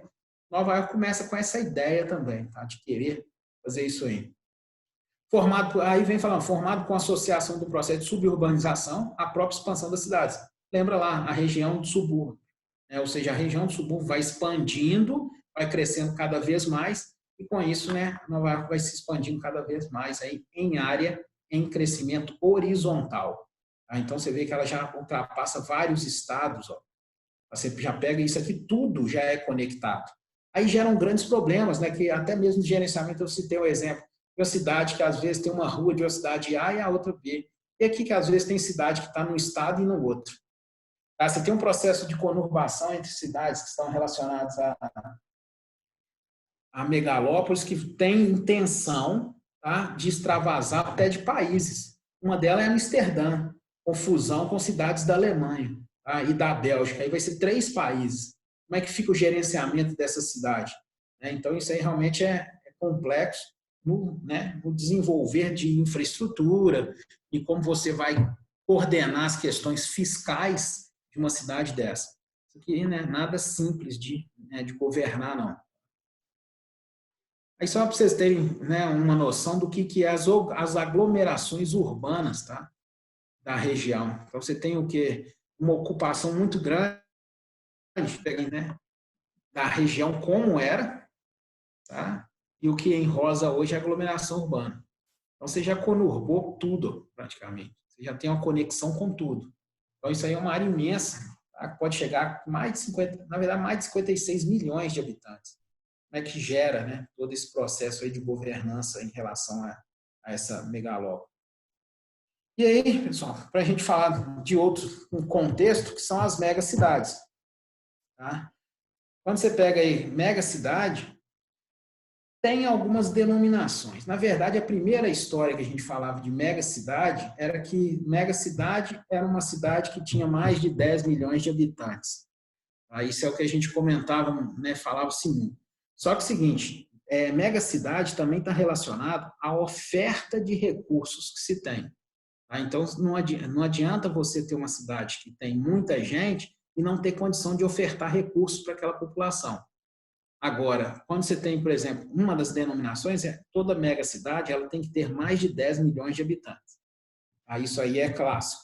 Agora, também tem que ter recursos para essa população, para você falar que ela é uma megacidade que seja eficiente, porque você tem megacidade, 10 milhões, 20 milhões, e não tem o recurso, é uma cidade que é totalmente degradada. É uma cidade que tem um processo de urbanização totalmente irregular. Completamente, né, distoante do que é aquele aglomerado populacional. Então é o seguinte, megacidade no Brasil é São Paulo. São Paulo tem mais de 10 milhões de habitantes. Rio de Janeiro não é megacidade. Agora vem aquelas questões aqui, ó. Toda megacidade tem mais de 10 milhões de habitantes. Tá? Agora, nem toda megacidade é uma cidade global. Tranquilo isso aí? Agora, nem toda cidade global é uma megacidade. Agora, toda cidade global, né, toda megalópole, quer dizer, ela é uma cidade global. Tá? Olha essas confusões que são aí. Tá? Nem toda megacidade é uma cidade global. Nem toda cidade global é uma megacidade. Mas toda megalópole é uma cidade global. Tá? Então, lembrem desses fatores aí. Agora, é o seguinte, você pega também um exemplo. E também tem outro. Nem toda megacidade é uma megalópole. Tá? Lembrem aí que São Paulo é uma megacidade, mas não é uma megalópole. Você pega, por exemplo, nessas cidades grandes, o pessoal geralmente acha que cidade global é uma cidade que é grande, que é uma cidade que tem muita gente. Se você pensar, Nova York é uma megalópole, é uma cidade global e é uma megacidade. Tem mais de 10 milhões de habitantes. Tem recurso, tem importância financeira mundial. Né? E dentro disso aí, o quê?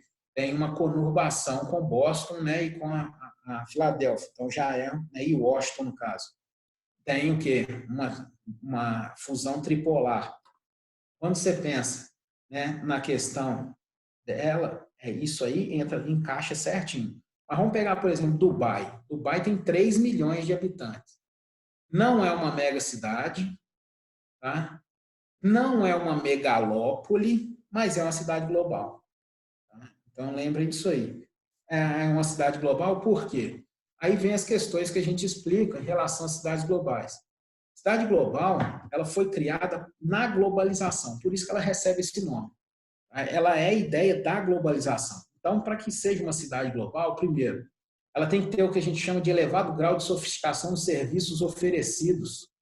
Então, por exemplo, ela tem que ter uma diversidade muito grande. Quando a gente falava daqueles fatores de hierarquia lá, né, ou seja, você tem um processo de hierarquia em relação a serviços, né, vamos supor, comércio. Se você não encontrar um determinado produto sofisticado no comércio de São Paulo, o único lugar que você vai encontrar é Nova York. Porque aí vem essa questão da hierarquia. Se você não encontra, por exemplo, um serviço de complexidade no hospital, por exemplo, de Belo Horizonte, você vai encontrar em São Paulo. Porque aí você vai ter um nível maior de tecnologia, um maior nível de serviço. Então, você tem uma sofisticação bem maior no nível de serviços ofertados numa cidade global. Além disso, ela tem uma questão hoje que a gente chama de região concentrada de tecnologia. Ela tem que ser polo tecnológico. Ela tem que ter uma capacidade tecnológica muito grande. Aqui é uma outra denominação que a gente tem que falar aí, que são os tecnopolos. Então, quando você pensa aí da cidade global, ela também é uma capacidade de geração tecnológica. E ela tem uma concentração de informação muito grande. Quando você pega, né, o setor de telecomunicações, diretamente relacionado ao setor de informática, é uma área em que você tem o quê? Tem que ser extremamente amplo e moderno. Tem que ter uma modernidade muito grande em sistemas de telecomunicação por fibra, né, por satélite, que seja telefone, jornais, televisões. Você tem que ter isso tudo próprio. É uma característica das cidades globais. Além disso, associado a essa presença do grau tecnológico, você tem que ter existência de muito. Aí não é um só, não. Você tem que ter uma diversidade muito grande de universidade, de centros de pesquisa, um número muito grande, por exemplo, de cursos de pós-graduação, dos maiores níveis da pós-graduação, seja mestrado, doutorado, pós-doutorado. Tá? Você tem que ter centros de incentivo à pesquisa, tá? E centros de pesquisa tecnológica também. Então, aí vem uma outra denominação. Toda cidade global também é um tecnopolo. Aqui é uma outra característica de aglomeração.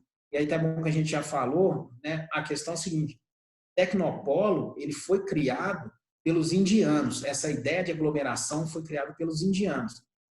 Na década de 80, né?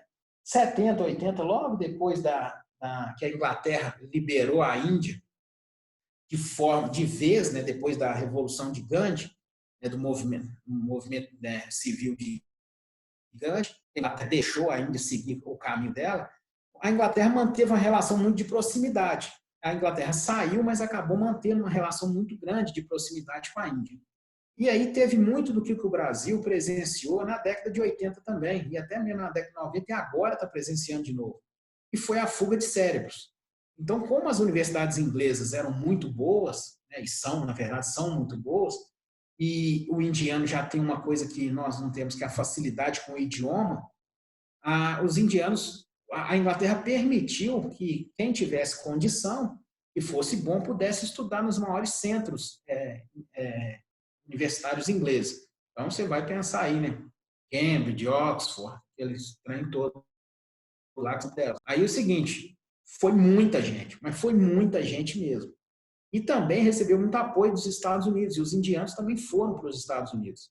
E eles foram sempre no sentido de buscar tecnologia, e o governo indiano teve uma decisão diferente da do nosso, né, dos nossos aí.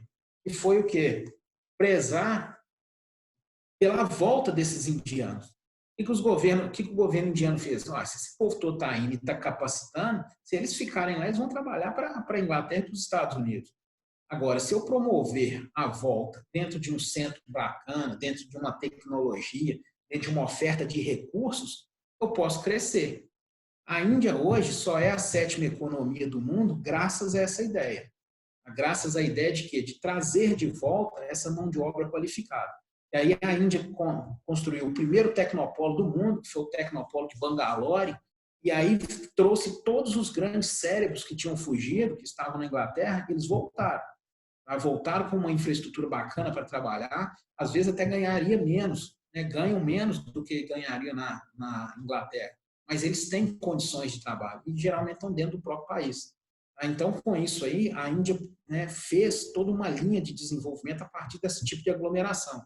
Agora, toda vez que falar com vocês tecnopolo, o que vocês têm que lembrar é sempre que você vai ter a presença marcante dessa indústria aqui. Tem que ter essa indústria como sede, porque é a indústria da informática que é a alta tecnologia. Então, você pensa, por exemplo, os indianos é que criaram a tão famosa TI, né? Tecnologia da informação. Isso é a ideia deles, a partir do momento em que eles voltaram né, dos vários países em que eles foram capacitados. Então, voltando na cidade global, isso aí é só porque Tecnopolo também tem aí em questões de aglomerações. A cidade global, ela é, então, dentro disso aí, uma importância na relevância de serviços, uma importância na comunicação, ela é um tecnopolo, ela tem que ter, por causa dessa estrutura tecnológica, grandes centros de referência, né? Ou seja, grandes centros de pesquisa. Ela tem que ter missão, né? Aí depende de qual que é, tá? Se portos, aeroportos, vai depender se ela tem vínculo com o oceano. Ela é mais interessante se tiver. Tá? É mais interessante porque dá maior viabilidade ao comércio e mais facilidade no transporte. Tá? Então, isso aí é interessante. Praticamente todas têm. Tá? As que existem hoje, todas têm. Você tem aí aeroportos que você tem que ter conexões para o mundo inteiro. Então, são aeroportos que, né, que liga aquela cidade a qualquer ponto do mundo. É o que eles falam. Tem que ter essa ligação. Porque, como ela é uma cidade global, todo mundo tem que chegar naquela cidade. E quem é daquilo ali que está representando uma empresa tem que voltar para outra cidade. Além disso, tem outras características marcantes. Por exemplo, ela tem que ser sede de bolsa de valor. E essa bolsa de valor ela tem que ter relevância financeira mundial. Então, tem que ter ações, por exemplo, de grandes multinacionais. Que é, com isso já falando, é também a outra característica de uma cidade global. Ela tem que ser sede de multinacionais. Ela tem, quanto maior o número de multinacionais sediadas, mais relevante é a cidade global. Então, você pega Nova York. Por que ela é considerada o centro financeiro mundial? Nova York tem 2 bolsas de valores, todas 2 de importância mundial. Nova York tem o que a gente chama de Dow Jones, que é a bolsa que negocia a maior variabilidade de ações das multinacionais. E tem a Nasdaq, que é uma bolsa eletrônica que negocia só ações das 500 maiores empresas de informática do mundo, que tem sede lá. Então, você pega, por exemplo, a volume financeiro era tão grande que o Dow Jones não conseguia negociar as outras empresas, mais as empresas de informática. Aí tiveram que criar a Nasdaq, que é essa bolsa virtual, justamente para desafogar o índice Dow Jones, né, que é o índice da Bolsa de Nova York, para que ela conseguisse fluir sem problema nenhum.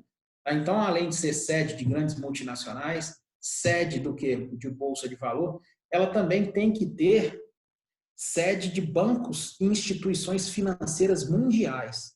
Então, são bancos que têm relevância no mundo inteiro. Isso aí seria, né, a relevância de negociação de fluxos de investimento no mundo inteiro. Quando você pega de complexidades de bolsas, né, quando você fala Nova York é a maior, por isso que Nova York é chamado do centro financeiro do mundo. Agora, a Bolsa de Londres é outra poderosa e a Bolsa de Tóquio é outra poderosa. A Bolsa hoje, né, a Bolsa de Pequim, né, que é Beijing, também tem uma relevância, e a Bolsa de Frankfurt, né, na Europa, ela rivaliza com a de Londres. A de Londres é poderosa por quê? Porque, na verdade, os Estados Unidos tem mais outra bolsa, né? Os Estados Unidos tem Nova York, e tem Dow Jones e Nasdaq, e você tem a Bolsa de Chicago. E, além disso, Londres e Chicago rivalizam porque são as 2 bolsas que podem negociar o barril de petróleo. Então, Londres é poderosa por causa disso, porque ela foi a primeira a poder negociar os barris de petróleo no mundo, fora a economia inglesa. E Frankfurt, na Alemanha, é poderosa porque é a bolsa de referência para a União Europeia. Então, gera muito investimento. E Beijing, né, que é outra poderosa, junto com o Tóquio, no Sudeste Asiático ali, pelo poder, né, do Sudeste Asiático, dos tigres asiáticos, tudo aí. Agora, tem outras bolsas muito fortes também, mas que não estão relacionadas a cidades, né, mega cidades como Nova York. Por mais que você tenha Singapura, que é uma cidade global, né, na verdade é uma cidade-estado, e tem uma bolsa extremamente poderosa também, principalmente na área, né, de tecnologia aqui. Então, voltando aqui, só para finalizar as cidades globais, tem que ter realmente sede do quê? De bancos, né, extremamente poderosos, que são, né, em escala de credores internacionais, são bancos que são credores até mesmo de países. Então, você tem uma relevância de um sistema financeiro muito grande. Por exemplo, sede de cartões de crédito, né, de operadoras de cartão de crédito, isso tudo conta para você determinar o que é uma cidade global. É por isso que, né, o próprio nome fala, própria da globalização. Ela não foi criada em outro momento, lembrem sempre disso, ela não existiu em outro momento. Ela só pôde existir nessa nova fase da globalização. no momento em que você tem aquilo, tudo que nós comentamos no outro capítulo, disseminação de produção, formação dos blocos econômicos, toda essa questão dos produtos sem pátria, sede das grandes empresas estão nas cidades globais. Dentro dessas cidades globais, você também tem cidades que são chamadas de cidades hub, né? São hubs de comunicação. Um exemplo é Dubai. Dubai é uma cidade que faz a conexão entre o hemisfério oeste e o hemisfério leste. Então, Dubai, a relevância global de Dubai é muito dessa, porque ela faz o trânsito financeiro entre o quê? Todas essas grandes economias. E aí vem um detalhe que já caiu em prova, que eles perguntavam o seguinte, essas cidades hubs, como Singapura também é, Hong Kong é, Taiwan é, e Coreia do Sul e Seul também é, né? Essas cidades são os hubs, elas têm uma função.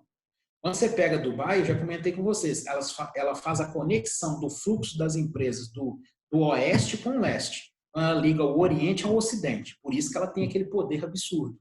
É por isso que é uma cidade-estado de um poder financeiro absurdo. Quando você pega esses 4 que eu falei que estão no sudeste asiático, eles têm a mesma função de distribuir a negociação entre Estados Unidos e o sudeste asiático. Antes era Estados Unidos e Japão, que são as economias que um é mais credor do que o outro, impossível. Então, esses 4 faziam o hub. Então, por exemplo, gerenciamento do dinheiro inteiro da economia japonesa e americana, quando eles fazem um negócio, passa por Singapura. Singapura que é responsável por isso. Hong Kong, por exemplo, é responsável pela exportação. Ou seja, facilita a integração da exportação entre os portos japoneses e os portos americanos, assim como Coreia do Sul também, como Seul. E Taiwan era responsável pelo gerenciamento tecnológico. Então, todos tinham uma função, né, dentro dessa economia global, dentro dessa cidade, dessas conexões com cidades globais aí. Então, isso aí é o que marca esse processo de desenvolvimento aí, né, das cidades globais. Então, você tem uma expansão.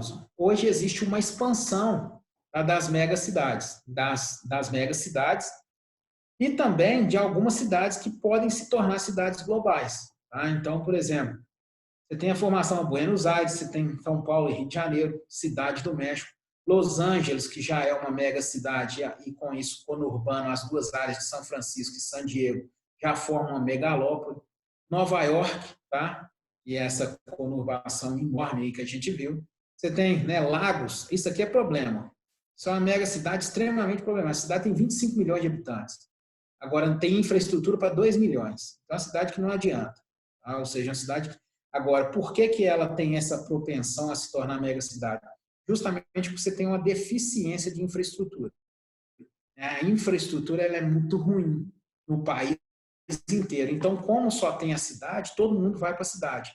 Cairo, tá? A capital do Egito também, recebeu muito investimento americano, é uma cidade, uma zona, é uma confusão urbanística muito grande. Moscou, né, que é a maior cidade da Europa, né, por mais que Londres é uma cidade global, mas dentro disso aí Moscou, né, ela é a maior cidade. Aí você tem Índia, tem um tanto, ó, Mumbai, que era Bombay, na verdade, que hoje é Mumbai, Nova Delhi, tá? Bangalore, são outras. Aqui você tem, né, Calcutá, que é outra cidade enorme, mas grandes problemas, Jacarta, Manila, né, isso tudo aqui é problema. Xangai deve se tornar um poderio enorme aí agora da China, aí com conurbano, não possível intenção, conurbação com Pequim daqui a uns tempos. Tá? Agora, ainda é uma intenção. E Tóquio já é uma megalópole, uma formação de megalópole. Então, você tem uma expansão das megacidades mundiais. O que é que pode, né, falar disso? Às vezes pode ser um fator de baixa infraestrutura, falta de retenção do povo no campo, isso tudo pode auxiliar. Tá? Quem inventou cidade, mega cidade, não. Sydney, no máximo que Sydney deve ter hoje, Sydney deve ter 2,5 milhões de habitantes. Sydney deve ser menor do que Belo Horizonte. Tá? Não é uma mega cidade, não. A Austrália não tem nem muita população, você vê o Canadá da mesma forma. Né? As maiores cidades desse país contam com 1,5 milhão, 1,8 milhão, 2 milhões no máximo. São países que não têm grande, né, população. E, na verdade, tem políticas interessantes de urbanização e até mesmo de fixação do homem no campo. Então, às vezes, não tem esse fluxo intenso de saída, não, por mais que as cidades são melhores. Então, é o seguinte, quando você pensa aí, ó, na questão aí das cidades globais, tá? O que são as cidades globais aí? Você tem Singapura, Tóquio, né? Aqui você tem Hong Kong, Xangai, ela só foi considerada há pouco tempo, justamente pelo poderio que essas tinham. Seul é porque, na verdade, essas vermelhas, tá? Elas têm o que a gente chama, aqui para vocês não tem relevância. Vocês têm cidades globais que são chamadas de alfa, beta e gama. Tá? As cidades alfa são as cidades mais poderosas, tá? As que realmente têm uma relevância econômica muito maior por causa de ter todos aqueles critérios de uma forma mais intensa. Depois você tem as formações beta e gama. Beta e gama. Tá? Então, são essas relações aqui. Na verdade, para vocês, não precisa, né, preocupar com isso muito, não. Mas só saber quais são as cidades globais. Né? Na Europa, você tem Londres, Paris, né? Você tem Milão, tem uma menor relevância. Genebra tem também uma relevância grande, também Amsterdã. Tá? E aqui você tem Frankfurt, né, que é o poderio em relação à Bolsa Europeia. Então, você tem uma expansão dessas cidades globais, por mais que, né, elas tenham esse grau de importância quando é classificada em alfa, beta e gama, mas tem que saber que está tendo, da mesma forma que está tendo uma expansão das cidades globais, das megacidades, está tendo uma expansão da cidade global. Das cidades globais. Um exemplo aqui, ó, olha para você ver o que é cidade global. Caracas, na Venezuela, né? Aqui, quando você pega aqui, ó, Sydney, Melbourne, são cidades globais. Aí tem importância, não são megacidades. Agora, o seguinte, né? O pessoal perguntou aqui se o Catar tem... Só fechar. Se o Catar tem cidade global, não. Na verdade, não. Doha tem uma importância. Sim, uma importância financeira muito grande. Dubai é porque aqui está faltando, tá? Dubai deveria estar aqui. Dubai é classe aqui, ó. Dubai é classe alfa, tá? Esse mapa aqui também deve ser. Aqui é o seguinte, Dubai ela tem classe alfa. Tá? Ela é estrela vermelha aí. Agora você pega Caracas, ó, tem uma importância justamente por um único fator, que é petróleo demais. Por isso que ela entra com essa importância, porque não tem mais nada. Não tem mais nada, a não ser a importância do petróleo. Tá? Então, lembrem dessas questões. Acho que interessante para vocês é lembrar essas aqui. Tá? O que realmente faltou foi Dubai aqui, ó. Dubai é estrela alfa também, é uma estrela vermelha aí também. Você vê Chicago é outro poder, né? Los Angeles, Nova York, só os Estados Unidos tem 3 cidades alfas. Fora, olha o tanto, né, de cidades beta e gama. Então, você vê a importância da economia norte-americana aqui. Tá? O tanto de cidade de relevância internacional. Quando você pega, você acha que o maior fluxo de voos do mundo é Nova York, não é. O maior hub do mundo, o aeroporto de maior movimento no mundo que se tem em trânsito aéreo é o de Atlanta, aqui, ó. É o aeroporto que mais tem movimento. Então, você vê que a importância norte-americana ela não fica só restrita, né? Em uma cidade. Né? O pessoal pergunta se Medellín, Colômbia, não. Tá? Isso aí só se for com o tráfico, narcotráfico. Tá? Vai ficar cidade global do narcotráfico. Na verdade, não tem, é uma cidade forte, tá? Mas só que Bogotá é muito mais forte. Bogotá sim, pode virar no futuro uma cidade global.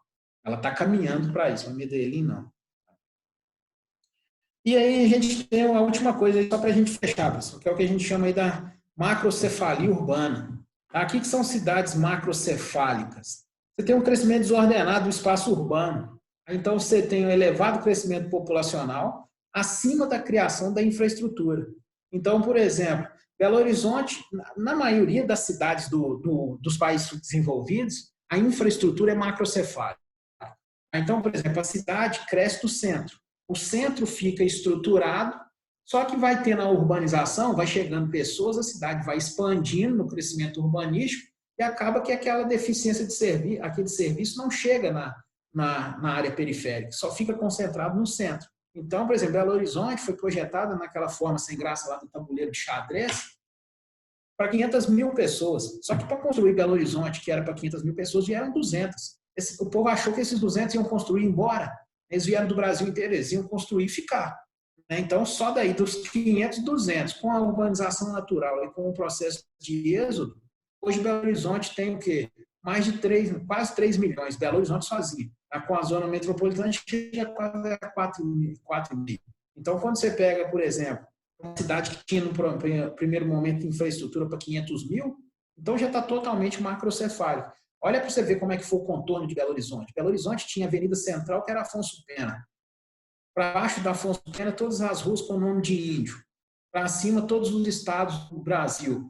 E fechando o tabuleiro, que era o limite de Belo Horizonte, era a Avenida do Contorno. A Avenida do Contorno hoje está no centro de Belo Horizonte. Tá? Então, isso aí você vê que toda a infraestrutura é macrocefálica. Tá? Isso é macrocefalia. As cidades do primeiro mundo, elas também têm processo de macrocefalia. Só que o que o primeiro mundo faz? Eles vão expandindo a construção e eles sempre deixam o que a gente chama de um rabo. Né? Eles avançam na obra, deixam uma ponta. Se aumentar a urbanização, a partir daquela ponta eles tomam a iniciativa de fazer outras obras. Então, por exemplo, quer dizer que, né, você tem toda a infraestrutura em Nova York, tem bairros que são mais deficientes, sim, mas você tem pelo menos uma acessibilidade. Você vai ter uma mobilidade. Geralmente, em cidades macrocefálicas, o grande problema é a mobilidade urbana, que é outro problema que a gente vai até discutir na próxima aula. A mobilidade urbana, ela é problemática e ela se torna mais ainda quando você tem cidades macrocefálicas.